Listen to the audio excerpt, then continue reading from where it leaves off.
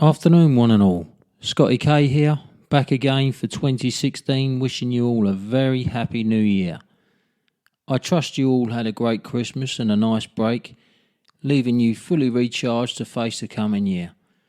I bet there weren't many of you though who got as long off from work as the 19 days our MPs got.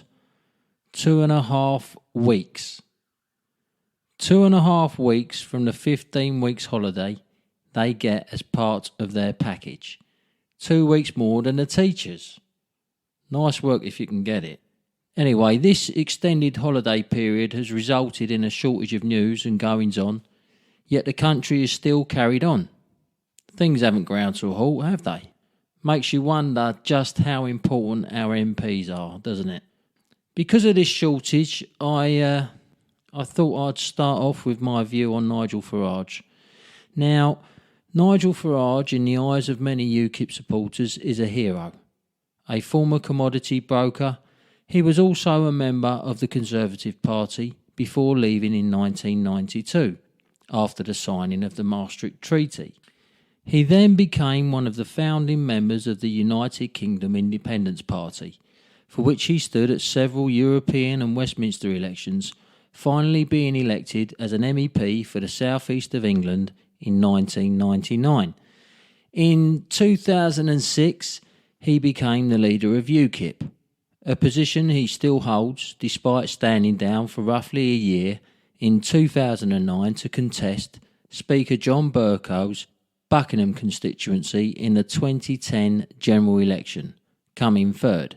Yes, that's the same John Bercow who now earns more than the Prime Minister, after accepting his 10.6% pay increase. In 2014, Farage was named Briton of the Year by the Times newspaper. He is normally a man of principle, a man who says what he believes and believes in what he says, campaigning passionately for Britain's withdrawal from the EU for over 23 years. A man who has seen the corruption and waste at hand for over 16 years. Often described as a Marmite character, he has never been one to shy away from many of the important issues facing this country. UKIP and Farage go hand in hand, proven by Suzanne Evans' fantastic, fully costed and independently assessed 2015 manifesto, highlighting many of the problems faced by the people of Great Britain, whilst providing many credible answers and solutions. This resulted in a surge of support, making UKIP the third largest party in Britain, unfairly reflected in them only getting one seat. The only moot point of that campaign was Farage's announcement that he would step down if he didn't win in Thanet. OK, so he did resign.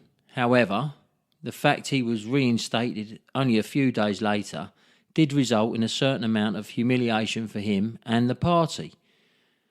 Personally, I would have liked to have seen him given some sort of EU ambassadorial role within UKIP. I mean, the man cannot be beaten on Europe. He still would have been an MEP, don't forget.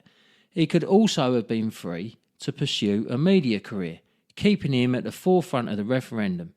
His LBC slot at the weekend showed just how talented and capable he is. UKIP would then have been able to get on with finding his successor, which they'll have to do eventually anyway, and maybe even start pushing some of their other policies into the public arena. All this aside, looking back on Farage spending over half his adult life on trying to get Britain out of the EU, I can understand his reluctance to quit, and he, more so than anybody, has the right to be on the scene when the referendum comes.